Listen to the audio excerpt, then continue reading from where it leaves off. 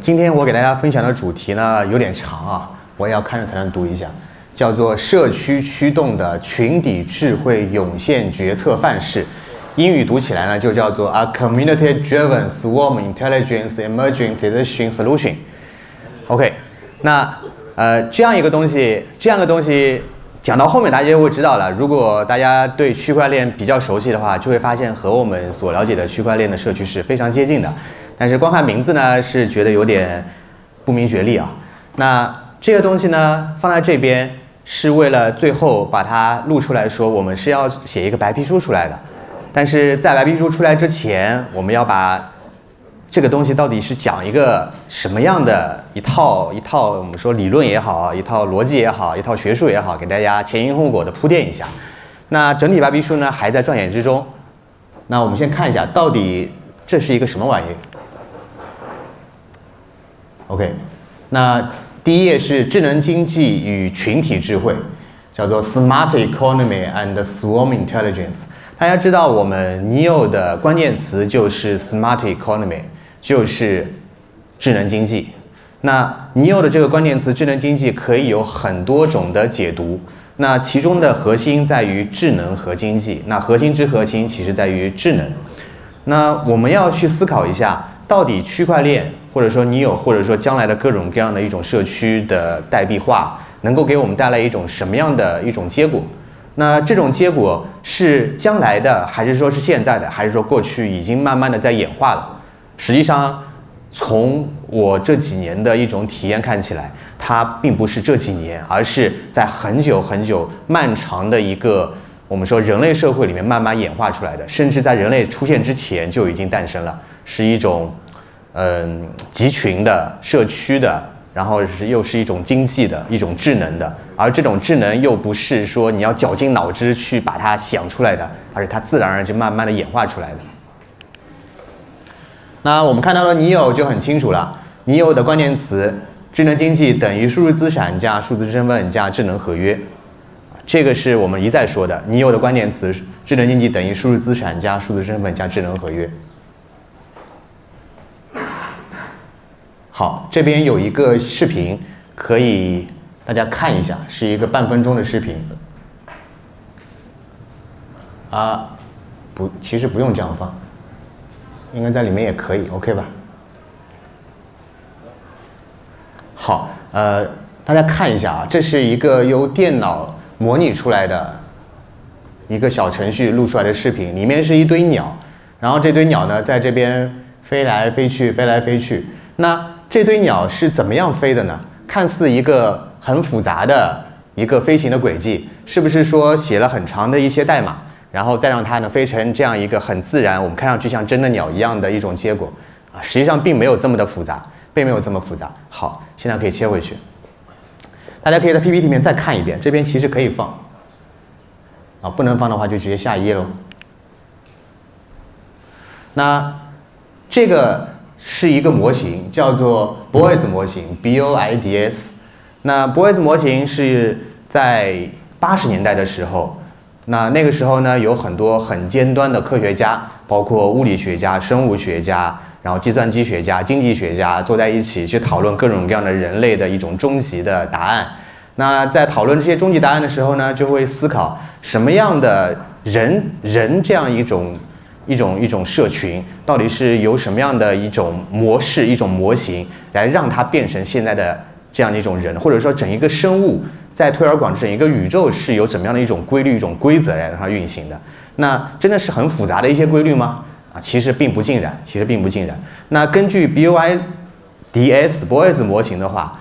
实际上一个社群，虽然你看到的一种现象很复杂，比如说刚刚那些鸟各种各样飞来飞去，但是从最基础的来说，只要遵守3条规则，这个模型遵守了3条规则，然后让它自然而然的去飞，它就能飞出刚刚那个样子。那遵守了哪3条规则呢？第一条规则是分离控制 （separation）， 第二条规则是一致性控制 （alignment）， 第3条规则是凝聚力控制 （cohesion）。那这3条规则就对应的是下面3张图。大家看到第一张图是说，那鸟和鸟之间要保持一定的距离啊，这就是分离控制。第二张图是说是一致性控制，那就是那样每些各种各样的鸟之间呢是遵守同一个方向啊，你飞，你往前飞，我也跟着你往前飞。那第3条规则就是凝聚力控制，它呢是有一个凝聚的，它要合在一起的。OK， 那再往这3条合在一起之后，合在一起之后呢，你让它自然而然的飞，它就能飞出刚刚的效果。刚刚那个视频实际上是一个美化版，还有一些粗糙版的，你就看到几个小三角，我们的那个这样一个群体智慧范式的白皮书撰写者陈徐，他就下载了一个对应的软件模型软件，写了几行代码，然后一些小三角在那边飞来飞去，然后还有不同的一些群，蓝颜色的群、白颜色的群，小三角飞来飞去，碰到一起了。碰到一起之后，然后又变成了一个更大的群，然后没有所有的小三角都合在一起，有一些又单独分开来了。然后我们就会觉得这种行为就给我们感觉是不是和除了鸟之外的其他的生物也是遵从类似的这种行为的？也就是说，当整一个社会你看似一些很复杂的行为的背后，是不是有一些很简单的规则来让他们产生这么复杂的一些结果的？那刚刚我提到2个词，一个词是简单，另外一个词就是复杂。那所以呢，这些理论在刚刚提到的80年代，专门有一个学派，他们就研究这些理论。那这些理论呢，就研究来研究去，想不出一个很好的名字，就干脆取名叫复杂理论。对，这是一个很出名的一个理论，复杂理论。在人工智能出现之前，复杂理论是盛极一时的。研究复杂理论，当时有全世界顶尖的各种各样的诺贝尔经济学家、物理学家、生物学家，都是在诺贝尔什么什么家的，然后就躲在美国的一个地方叫圣塔菲，在那边每年开2次会，在那边研究。现在还有的，大家有兴趣可以查一下网上叫圣塔菲 （Santa Fe），可以找到对应的一个官网，它还有定期的发各种各样的我们看到很熟的白皮书，当然它不会做 ICO。然后是一个下一页是一个完美的结合。那群体智慧是无中心集中控制的组织结构，就是 Swarm intelligence has a structure of no centralized control 啊，这句话就非常熟啊，我们经常会听到中心化、去中心化，而群体智慧就是一种去中心化的一种控制。而我们再把这个东西联系到区块链的话，我们会发现区块链重构了我们的邻居。那提到邻居，我们要注意啊，在刚刚的 Boyce 模型里面是有邻居的，鸟和鸟之间是有邻居的，而每2只鸟之间，它实际上都是差不多的，并不存在说哪一只鸟特别的高尚或者特别的像皇帝一样，并不存在，它们都是点对点的，它们都是以邻居的形态来存在的。但是呢，这样一种结果就导致了刚刚那个模型的，咱们这个是不是可以啊？我自己弄吧。好，在智能经济社群中，群体智慧涌现将成为常态。那这里要提到说，智能经济社群之中，那我们把智能经济换一个词去理解，就非常容易理解。在我们经历过的各种各样的过去2年的区块链社区当中，尤其是各位如果有兴趣，去对 Bitcoin Talk 或者是 Reddit 比较了解的话，我们会发现上面有无数的各种各样的智能经济社群，或者说社区，或者说论坛，或者说各种各样 Reddit、Subreddit 这种社区就涌现出来了。有什么叫涌现？就是从无到有，啪，它就出现了，这叫涌现。那这种涌现，我们其实已经看到了。当我们去提各种各样的项目的时候，比如说我们提到的比特币，然后除了比特币之后，慢慢的各种各样的项目，什么以太坊呀、比特股呀、NEO 呀，好，那这些项目都是涌现出来的。你会发现它突然之间就冒出来了。然后它是基于一种社区的，而这个社区又是基于一种智能经济的，所以呢，我们看到的这个已经是一种结果了。那在智能经济的社群之中，群体智慧涌现将成为一种常态。实际上，我们再往回推一下，即使没有智能经济，这种涌现也是一种常态，还是一种常态。就是我们整一个人类社会，或者说整一个生物，或者说整一个宇宙的各种各样的进化演化，它就是靠不停的去涌现一种新的突发的状态，来让自己走到这个地步的。那这个呢，就是我们达尔文说那个叫《物种起源》里面就提到这一点了。那物种起源就是说有一种进化论的思想，然后有涌现、有突变、有淘汰、有进化，对吧？那在智能经济的社群里面，由于有区块链的结合，有一种激励，有一种代币，然后呢，能使这个社区、这个社群变得更加的快，这种进化会变得更加的快。OK，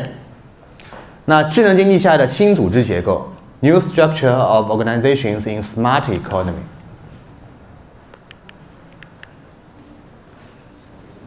哎，应该按这里。好，谢谢。那这一页其实很熟悉啊，这个词啊。如果说 DAO 的话呢，可以是一种泛指，但是加一个 THE 的话，那就不是泛指，是一个专指。这个专指就是去年的大概1年半前，有一个项目是基于以太坊的，它的域名叫 DAO Hub， 它的正式的名字叫做 DAO。The DAO 呢，它做的是一个那时候是说没有很明确的说的 DAO 到底是做什么，一个去中心化自治组织，但实际上它做的是一个自治组织兼一个基金，它做这样一个项目。但是我们把基金这个要素稍微拿掉一点，我们去看 The DAO 想要做的事情，它更多的是想要做一个去中心化的自治组织，用来管理信任。哎呀，这个东西估计得调一下，是不是？等一下再调吧。我来回按可能也不太好啊，来回按估计还得切页。那 The DAO 的动作是通过智能合约管理共同的资金，通过智能合约 smart contracts 来管理各种各样的共同的资金。那这样一种管理呢，我们发现在去年设计的时候，他写了他的白皮书里面有一半的篇幅用智能合约把这个智能合约都往上堆，实际上就告诉我们，想要做一个这样的一个 DAO， 一个去中心化自治组织来管理钱的话，用一些合约就可以管理了。当然，The DAO的结果我们大家都知道了，我也不想再复述了。由于黑客的攻击啊，后面也会讲到，它呢遭遇了失败，同时也导致了以太坊的一次硬分叉。那这样一种模式，我们现在回过头去看，客观的看的话，它是有它的先进性的，但是也有它的局限。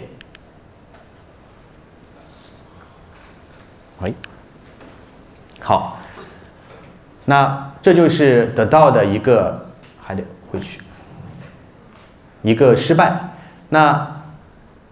The DAO 为了防止一种状态，就是大多数抢劫少数的一种攻击，实际上就是我们所谓的民主的时候，大部分人去挤压少部分的人的这种状态。那它采用了一个解决方案，就是如果说不存在这种解决方案的话，那永远是大部分人得出了一个结论，少部分人永远会觉得很不爽。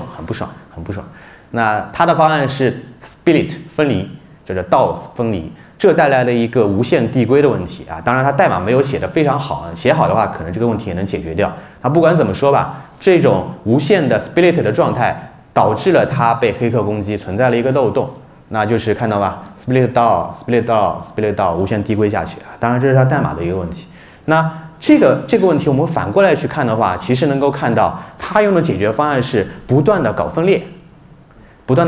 然后分裂到后面呢，很可能各种各样的团体之间会越来越小，越来越间隔，然后会越来越敌视。实际上这也可以理解，对吧？我们互联网之间很多时候就是这样有小团体的。好，那从刚刚的 DAO 的这样一个角度去思考、去出发的话，我们会发现，实际上 DAO 的这个思路并不是说真的去往钱的角度去出发，去研究钱，它更多的是研究一种人的组织的形式。那我们往组织的关键词去看的话，右边这张图是找来的一张图，是专门研究一种组织架构啊。那它的小圈，红颜色的圈到最大的那个圈，青颜色的圈，分别呢是从那种最原始的状态，然后到那个橙颜色是一种军队制、集权管理制的状态，然后再往上面一点的话，就是一种有竞争的、有创新的一种状态，然后再往上一点的话，那个绿颜色的啊，就是我们看到的一种有 stakeholder 这种状态。有一种股权，有一种大企业的这种状态，再往上最大的那个圈叫青颜色的，叫青色组织 T organizations， 它的关键词是什么呢？它的关键词是 self-management, distributed decision making, decentralized management model, peer-to-peer governance。那这些词我们会发现和我们所提到的 DAO 和我们提到的区块链 blockchain 非常的接近，这些关键词就是我们一直在提的这些关键词。而这个东西是研究组织学的这些人提出来的，就是一种更加先进的组织模式，一种组织的进化到青色组织的时候，就是具备了这些特征。而这些特征，我们再反过来看，就和 The DAO 或者说 DAO 去中心化自治组织所要提倡的理念是非常接近的，甚至可以认为是一种东西。当然，它还是有区别的啊。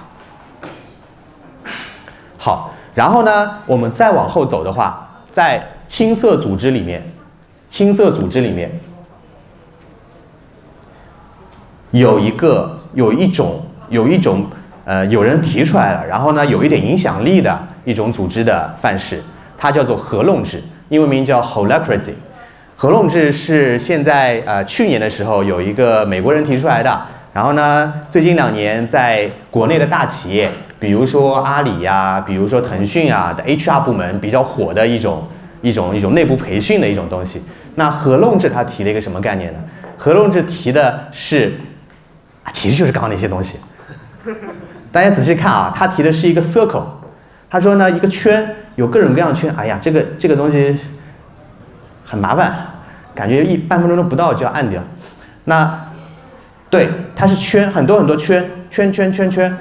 那它实际上是一种 a written constitution， 它提了一种规则，然后这种规则呢，它叫做合弄制，实际上和刚刚那一页的青色的组织架构是很接近的。同时呢，它是一种 circle structure， 它是一种 distribution， 它要把这个东西发出去的。然后它的治理结构是 peer to peer， 是点对点的一种持续性的一种过程，是很接近的。那我们看到了合弄制之后，实际上我们再往回想一下，我要倒回一下。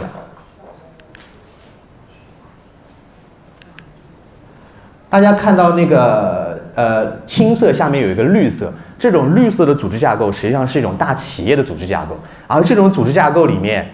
我们看到了大企业，刚刚提到的腾讯和阿里正在研究合弄制，他们希望在大企业组织架构里面往上再跳一跳，跳到青色组织里面去，利用合弄制的这套规则去让自己的组织往上再升级一下。那我个人其实不太看好这种升级，因为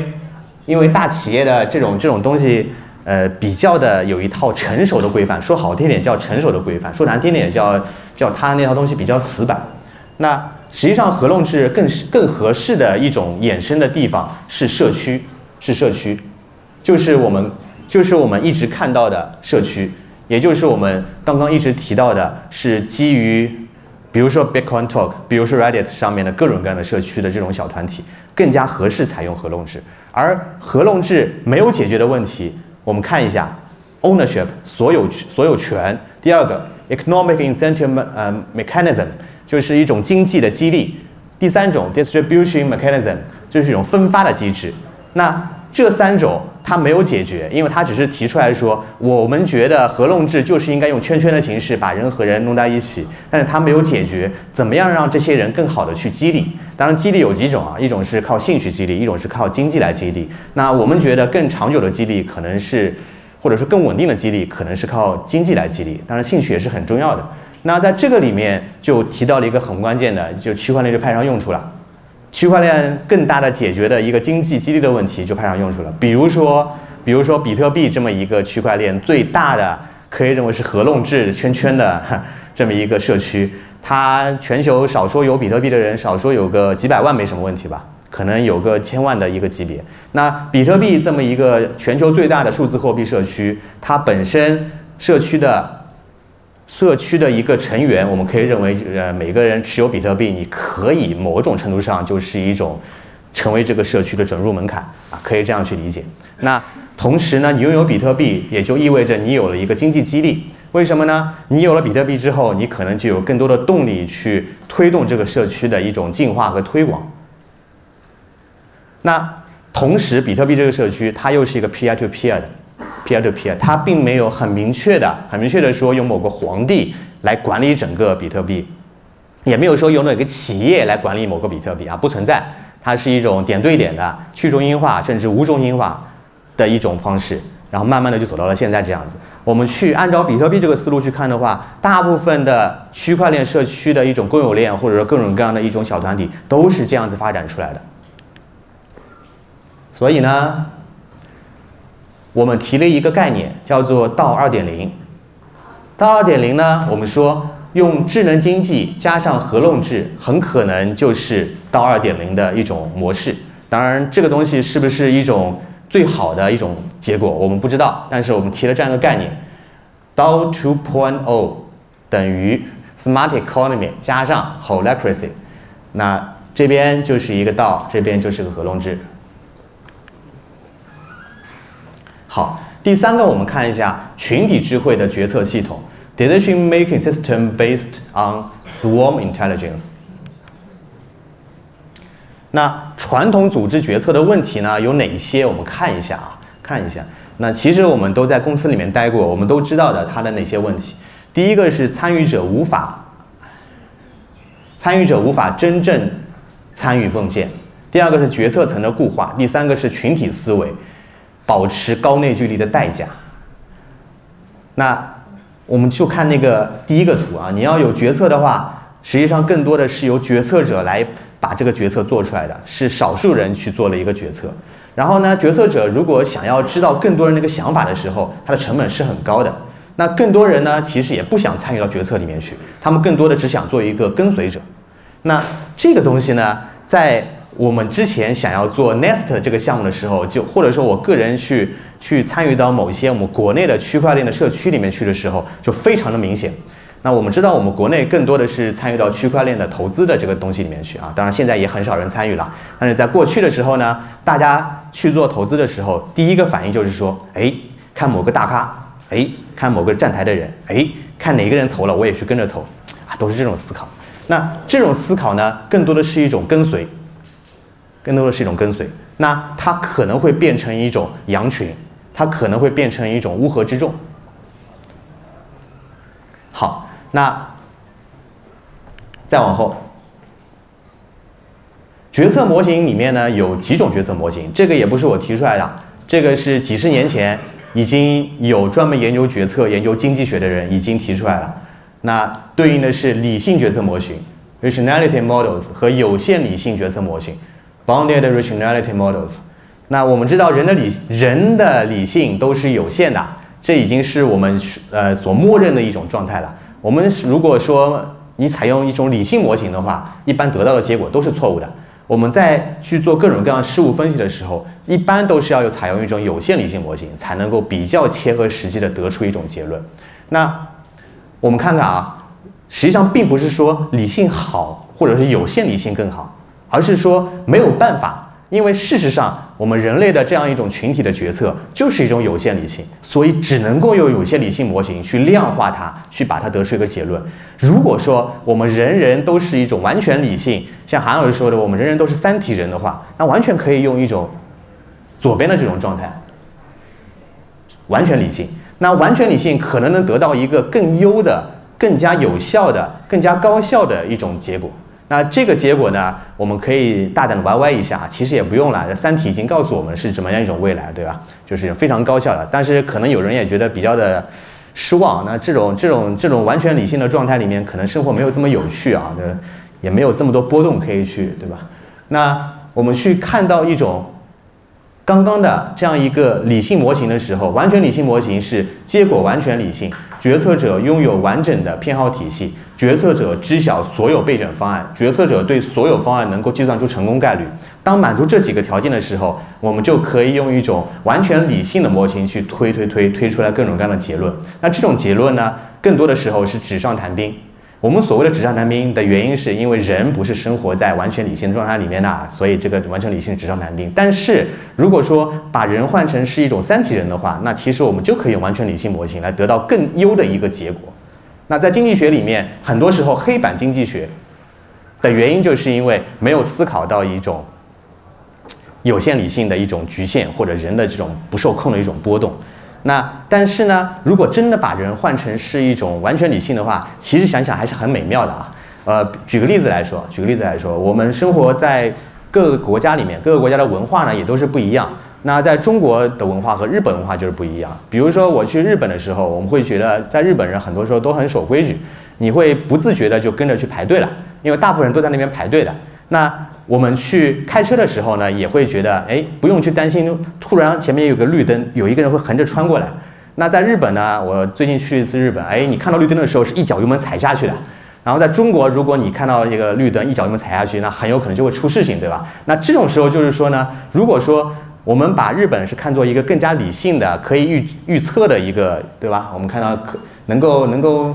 对，拥有完整偏好体系啊，知识点所有备好呀，就是你不用去担心这种不确定性的时候呢，那日本你们会觉得它很高级，我们会觉得它很快，整个社会运行很有规律，好像是这种感觉。那放到这里面呢，虽然不太一样啊，但是大家可以想象，如果说能够实现一种完全理性的话，那决策的整个结果会是更加优的，而不是一种次优的状态。那假设说我们把完全理性的这种模型对应到DAO 2.0，我们提出一个新的概念叫 DAO 2.0的这种状态里面去的时候，有一项一项都能够对应得上的话，是不是我们就能够说 DAO 2.0是能够推演出一种完全理性的一种更加优化的组织决策状态的？我们希望能够得出这个结果。那比如说第一个结果完全理性对应的是基于特定投票机制运行，没有例外。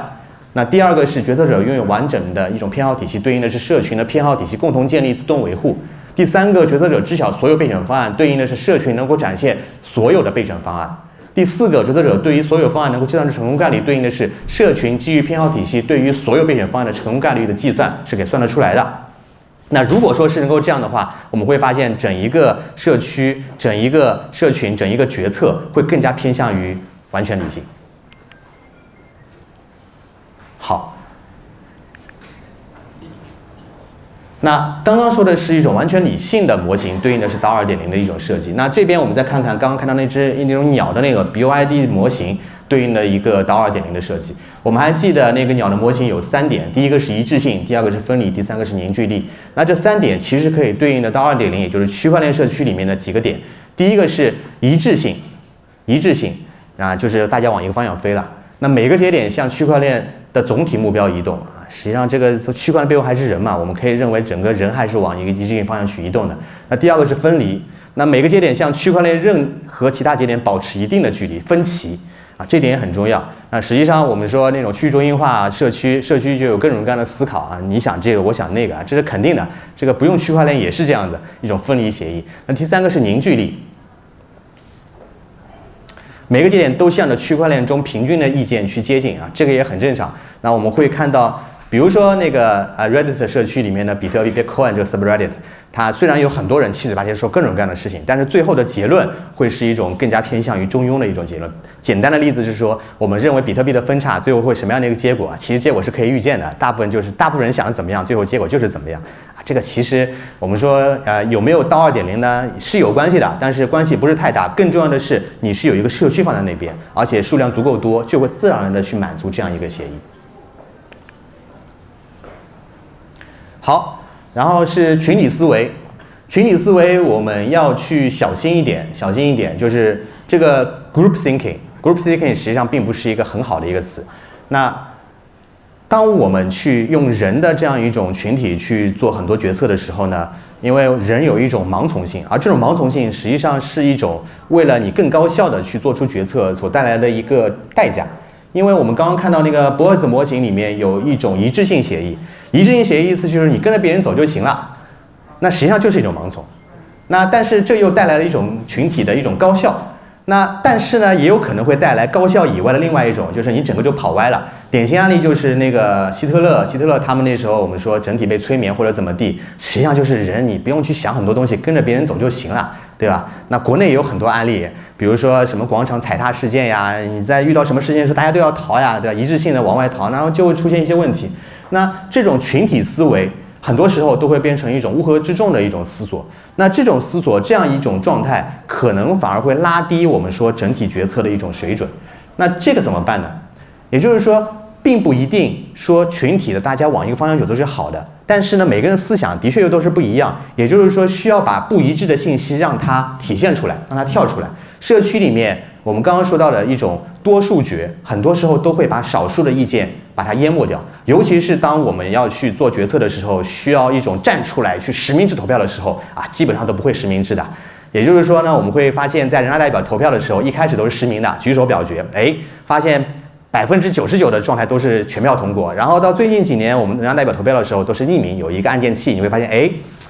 100%通过概率越来越低了啊！原因就是说，这种决策机制并不是说你要高度一致，要实名让每个人体现出来，因为人都是有自己爱面子的一种状态的，很多时候都是心理学的一种关系。所以群体的状态里面，我们要想办法让那些不一样的决策让它体现出来。怎么体现出来呢？首先是匿名啊，匿名很重要。我们刚刚看到人大代表投票，实名就不会不一样了，实名都是一样的。首先要匿名，在区块链的领域里面，匿名是一种天然的优势啊，它就是一种匿名的。它就是匿名的，然后我们说，甚至用比特币你都追不到，我用区块链投票的时候你都追不到谁投的这个票，对吧？它就是匿名的。另外一个呢是很重要的，有一个质量小组的这个概念。质量小组是指自发组成的数人一圈的小圈团体，质量小组是自下而上设立的，啊，就是说呢会有一个小组，它专门的设计就是一种投反对票，或者说是挑刺啊这样一种设计。那如果说在一个自发的社区里面，质量小组很可能会是比较难存在的一种状态。但是如果我们想办法去把这种状态去呈现的话，可能会对这样一个出现平庸的乌合之众的可能性让它大大的降低。这叫做质量控制。好，那讲到这边呢，基本上就把前面的部分都讲掉了，后面的部分呢，我今天就不会去展开，因为呢，这是以整个白皮书的，就是把前面的这种东西都引到白皮书里面去写了一个东西出来，叫做什么来着？这还是老的一页。新的 PPT 可以放一下吗？没关系，我来讲吧。那简单来说就是这么一个 PPT， 最后的结论会导出一个 white paper。这个 white paper 是一个基于区块链的群体智慧的涌现机制可能还有点其他的。那这样一种涌现机制呢，会是我们NEO团队里面的一部分人和清华大学的 iCenter 里面的顾学勇老师，我们一起去做的一个项目。而这个项目呢，整体的名字刚刚已经写出来了，比较难，我也记不住。那这样一个项目呢，会是一个更加偏向于学术的，我们会希望利用我们在区块链领域里面的这几年的一些经验，然后再结合清华大学 iCenter 的顾学勇老师的所擅长。那把更多的一种我们看到的，再加上一种 holacracy 这些学术的东西，再加上波尔兹模型，再加上我们区块链里面的一种 token 的激励，把它整在一起去做一个到 2.0 的事情出来。那这个事情呢，会是一个学术，会是一个让大家去看的一个东西，好吧？那好，就这样。那这个项目会在最近会先发布白皮书什么发布出来我也不知道，因为可能争取能上一上学术期刊吧，上不了的话我们就自己先发布了。那这个发布出来之后呢，希望是对整一个区块链的群体智慧有一个总结，然后希望有更多的基于社区的这样一种智慧能够涌现出来。那同时白皮书发布好之后呢，我们会基于白皮书的这样一个理论基础，这个理论不是说你写白皮书就行了，还要做很多计算机的模拟做各种各样的一种测试。刚刚看到那个 BOIS 模型也会有对应的一些程序在后面。那我们会基于这套东西去模拟好之后，也会有一个试验的项目。这个试验的项目呢，这个名字我也就不多说了，会是一个社区偏向的一个事情，好吧？那谢谢大家。